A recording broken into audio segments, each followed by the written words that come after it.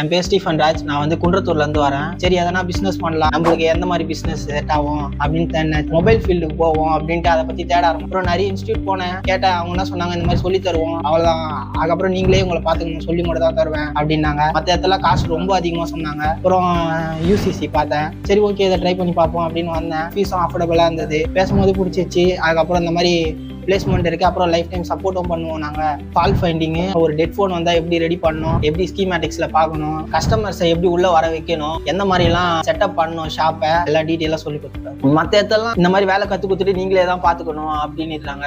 இப்போ நம்ம வெளியே போனா ஃப்ரெஷர்ஸ்க்கு யாரும் வேலை தரது இல்லை, நம்மளா தேடிக்கணும். நம்மளா போனா ஃப்ரெஷரு உங்களுக்கு வேலை தெரியுமா இல்லையா அப்படின்றது தெரியல, எடுக்கிறது கஷ்டம் அப்படின்றாங்க. ஏன்னா ஸ்டார்டிங் கத்துக்கலாம், ஒரு வேலைக்கு போயிட்டு அந்த கடையில என்னென்ன நடக்குது எல்லாம் லைவா பார்த்து அப்புறம் நம்ம தெரிஞ்சுக்கினாதான் நம்ம பிசினஸ் பண்றது கரெக்டா இருக்கும்.